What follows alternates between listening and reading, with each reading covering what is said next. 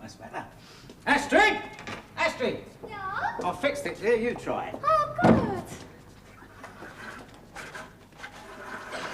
Now, gently now. Gently! Oh, look, try it again. Gently.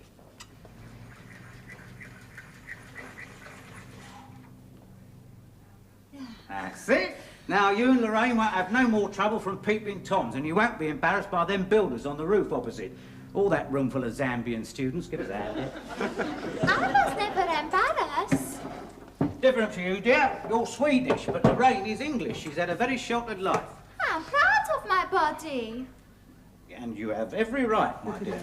But you and Rainey are top models. If you're going to flaunt your bodies, people should pay to see them. I suppose I could always nip across the road and take a whip round. I still not care about these things. On hot days, I lie on sunbase on the roof with no clothes. I wonder why they changed the flight bar from Heathrow. Oh, hello, you Hello, two. Rain. Hello. What a session that was. I've been at it for 4 hours. Still, I bought us a nice cake. Oh, Cheer us nice. up a bit. Oh, good. I've just made a cuppa. Lovely. I'm parched. Cool, I can't wait to get me bits off. You can do so with an easy mind, safe in the knowledge that your privacy is undisturbed. I'll fix the blind. Oh, thanks, Dad. Oh, Blimey, what is it? Radio controlled? it's by them builders across the road. Why don't you get on with that, Chinblade? You've been out there 3 months. Here, on the way back, I popped into Serafino's to pick up those pictures he took. Serafino. Sounds like a dry sherry. A famous Italian photographer. Cop a load of this lot. Oh, they are beautiful. Shufty. Oh, yes. Well, you get your looks from me, you do. There it is, the unmistakable stamp of the Watts generic code. That's my nose, my mouth.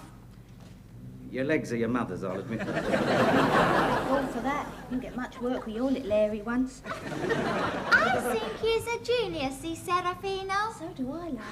Made me an amazing offer. Wants me to go all over Europe with him, taking pictures for a calendar. Oh. Well, it's worth quite a bit of dough. Tina at the agency says I'd be a fool to let it down. We can't, can we? We can't what, Dad? Turn it down. I didn't think you'd want me to go. Your only daughter trampsing all over Europe with the most lecherous lenser in the business.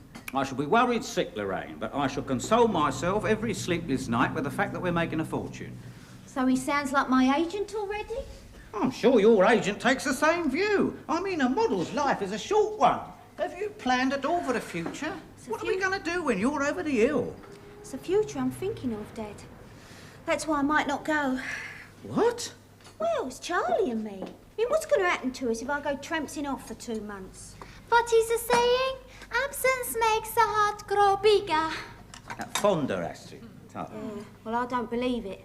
Absence makes the heart forget. Still, maybe it is good thing, because Charles will have to get off the fence or decide which side to butter it. Well, don't butter a fence, Astrid. Creosote, yes. Butter, no. Well, she's got a point, though. He'll see how much he misses you, just as Brian will. Brian won't even know I've gone. Football season starts next month. After that, he'll be hibernating up White Hart Lane with a rattle and a thermos. If it's Charlie you set your sights on, this'll force his hand. Yeah, and Sibylla will be grateful of the field clear, won't she?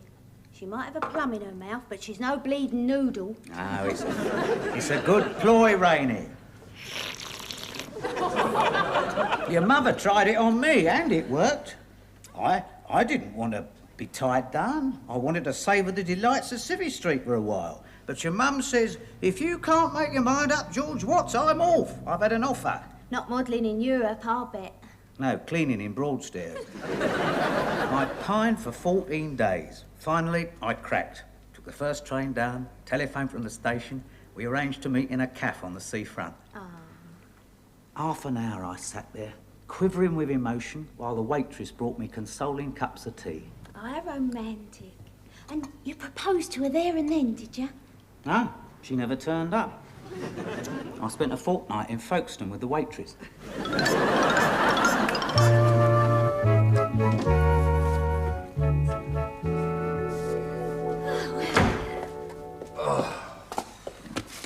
Let me get you something to drink. It's all right, love. I'll get you one.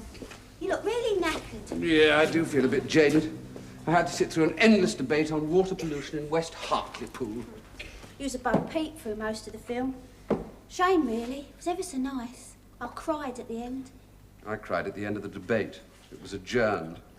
You're just not a romantic. Of course I am. I have been moved to tears by the most awful twaddle. Dr. Kildare used to have me sobbing on the sofa quite regularly. Just before your time, of course. No, I remember that. My mum used to watch it. She used to sit there with this big roll of Hendrix. Every now and again, she'd wind a bit off and blow her nose into it. Bless you, darling. God. Ouch. And what's this? Oh, don't look at me. Freddie must have been on active service again. I wonder who the poor girl is tonight. It's curious how they all leave their shoes behind. It's as though they're going to the seaside for a paddle. Charlie? If I was to go away for a couple of days, a couple of weeks maybe, would you be upset? Of course I would, darling. I'd be desolate. Go away where? Europe on a job. Oh, well, that's different. You're a working model. I expect you to jet round the world from time to time. But I am talking about 2 months with an Italian photographer. Oh, well, there must be lots and lots of loot. A small fortune. Splendid. When do you go? Oh, I'll go now if you like. Oh, don't be silly, darling. Why would I want you to go now? Look, I asked you a simple question, and the next minute you can't wait to see me off at Gatwick. I simply meant that I, of all people, understand when there is a clash between one's career and one's private life. One's career must come first. Good Lord, at the drop of a hat, I may have to take off for West Hartlepool with waders and a specimen But jar. I'm talking about Europe. Well, lucky old you. It's far nicer than Teesside. So you want me to go? Lorraine, let me answer your question by asking you a question. Oh, leave it out, Charlie. I'm Lorraine Watts, not Robin Day. Well, is it something that you really want to do? Well, it's not the sort of offer you get every day of the week. Well, I wouldn't dream of standing in your way, but it's not up to me. You must decide. Oh, I see. Once a politician, always a politician. Ain't that called passing the buck? Lorraine, you're being very unreasonable. Oh, don't bother to see me out. Lorraine, sometimes one just can't get it right. No! Oh. Good Lord, they don't even match.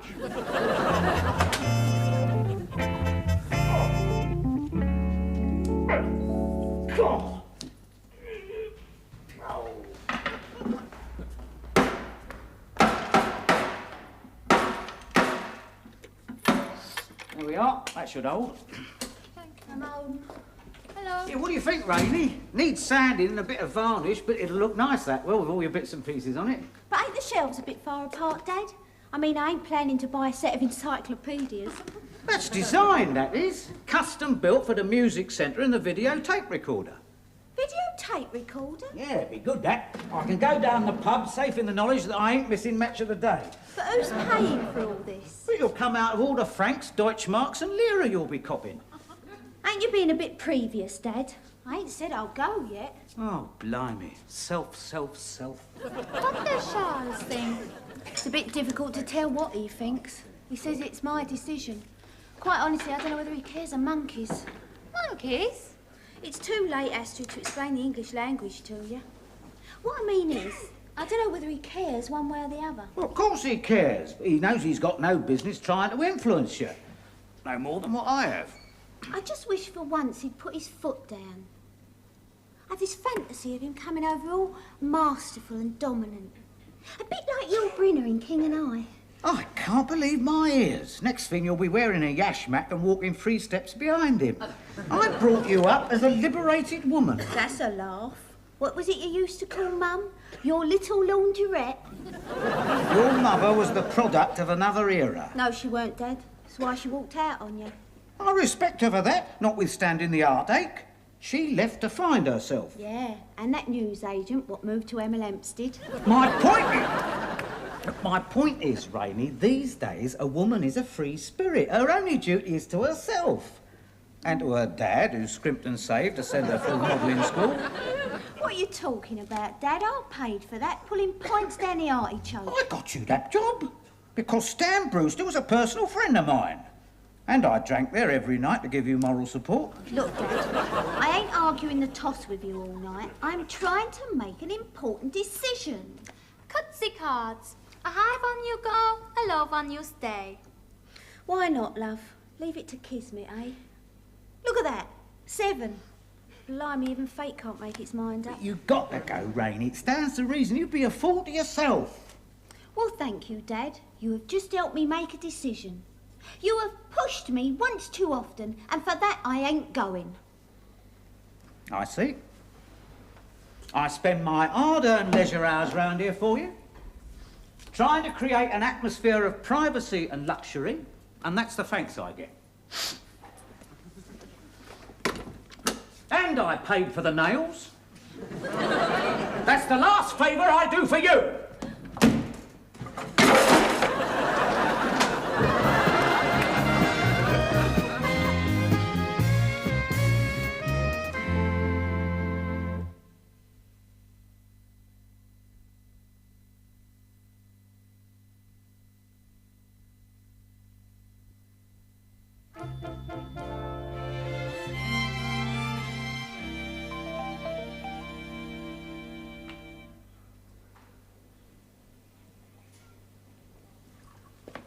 Charles, have you seen a shoe lying around anywhere?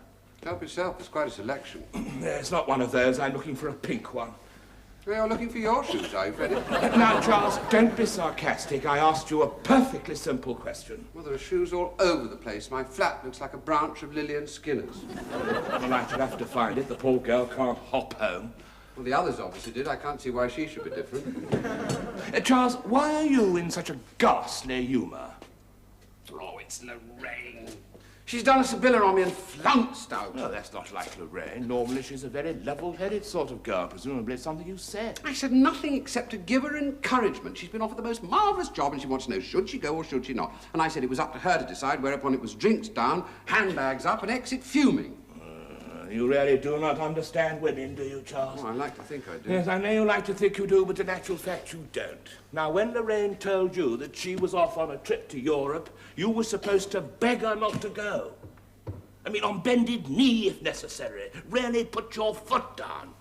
But, Freddie, I am not that sort of chap. I have a great respect for the role of female in the changing world. Good God, I'm on record as supporting clubs for women. Yes, so am I when kindness fails. I don't go for that prehistoric attitude. We are not cavemen. Yes, well, contrary to current popular belief, women still like to be treated like women. Now, listen, Charles, if you really want to make Lorraine happy, you will ring her up now and you will forbid her to go.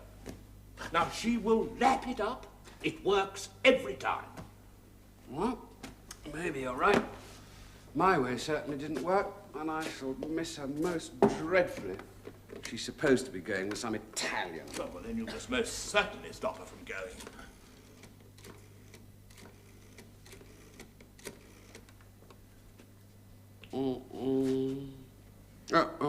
Oh, hello, darling. Listen, it's me. I've been giving this job of yours a great deal of thought, and, well, to come straight to the point, I absolutely and categorically forbid you to go. You what? You forbids me? Well, let me tell you something, Charles Latimer, MP. Nobody forbids me to do nothing. Not you, not me dad, not no one. Who do you think you are? You're bleeding Brinner?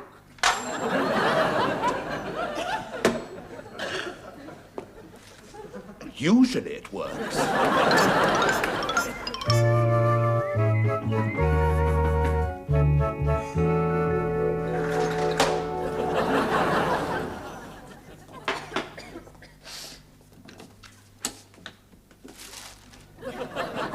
Is that Charlie behind there? Oh, well, hello, George. Come in, come in. I gather this floral tribute is not for me. No, it's for Lorraine. Is she about? She won't be long. She's down the dry cleaners getting all her gear ready for this trip. Cup of tea? Oh, yes, why not? When does she leave, in fact? Tomorrow, 12 o'clock flight to Rome. We're all very excited about it. Well, it's a wonderful opportunity.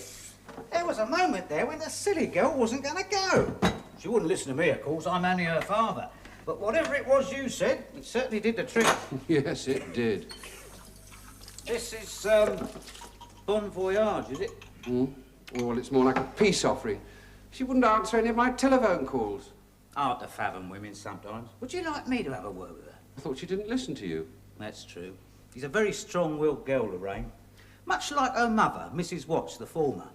I could never handle her, to tell you the truth. Oh, I thought I could.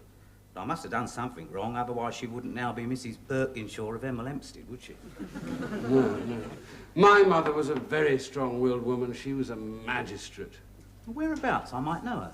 Wiltshire. No, not my turf. I gave my ex-wife a lot of latitude. She said she wanted to do her own thing, so I said, well, go ahead, love. And it turned out the thing she was doing was a bass guitarist in the Earl's Court Road. Look, Lorraine, it's Charles. I can see that, Dad. You seen the bouquet? Very nice. Well, it's a bit pointless, really. I didn't know you were leaving so soon. Well, never mind. Astrid and Dad can have the benefit.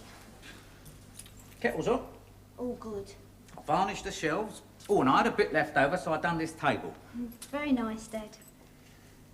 Here, Dad.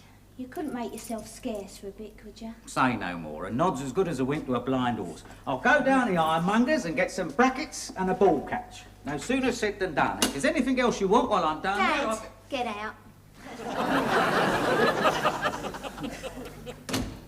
What's with the wink and the thumbs up? What you two been talking about? Women. You won't learn nothing from him. He treats them like buses. If there ain't one now, they'll be free along later. Well, I need to learn from someone. I seem to be making all the wrong moves. We ain't that complicated, Charlie. We just don't like being treated as inferior species, that's all. But I never have. Well, you came on the heavy hand the other night. I don't expect that from you. Brian, yes. He treats me like his favourite pullover. When he feels the need, he gets it out the cupboard. I said what I said because I thought that was what you wanted to hear and admitted that was what you wanted to hear. Otherwise, you wouldn't have walked out of me in the first place. Oh, there's some truth in that, Charlie. It's just that, well, I'd like to know how you really feel, that's all. I ask you the simplest thing and it turns into question time at the House of Commons. I suppose I have been a bit overcautious. You just plan things far too much. I mean, why can't you be impulsive, impetuous? I will be. I just have to get out my diary to see when I can fit it in. Oh, Charlie. You're still my little cherry plum, though, ain't you? I've never been anyone's little cherry plum before. I should hope not at all. But I've never met anyone like you before. I shall miss you dreadfully. Yeah, I'm going to miss you and all. But I thought it'd give me time to, well, to... If you say do your own thing, I shall pull those petals from every flower. No, what I was going to say is time to think things over. You see, if we really mean anything to each other, then being apart for a while will prove it. Do we still have a little time together? I think we ought to get out the dry cleaners. For God's sake, why? You just sat on my dad's table and got varnish all over your bum.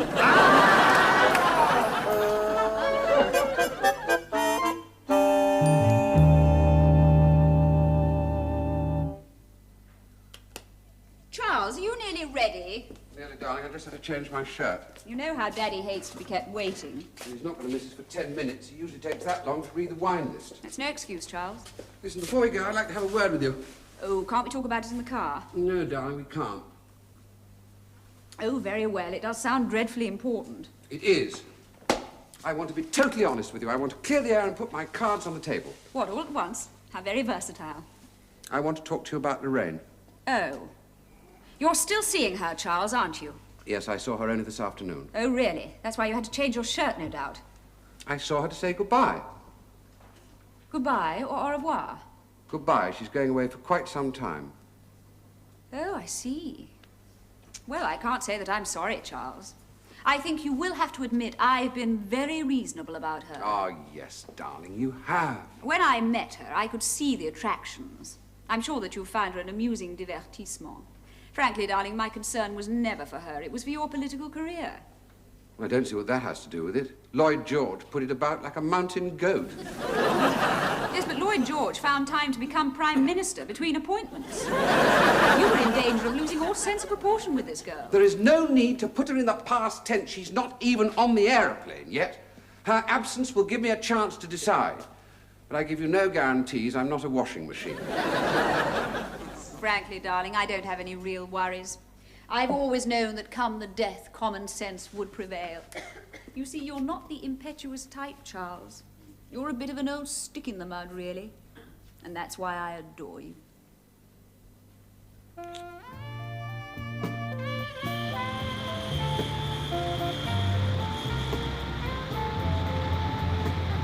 This is a final call for British Airways Flight 502 to Rome. Will all remaining passengers please proceed to gate 17?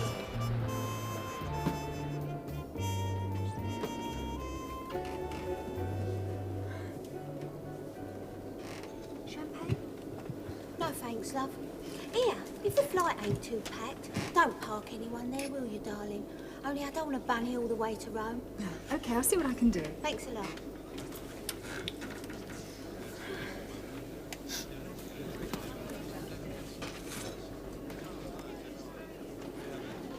Oh, good help us.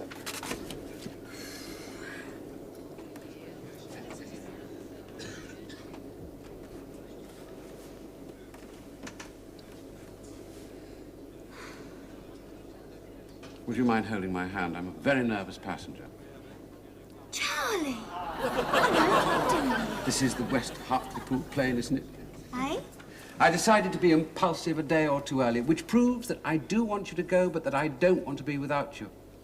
I hoped you'd be a little bit pleased. Oh, I'm over the moon. But how did you fix it?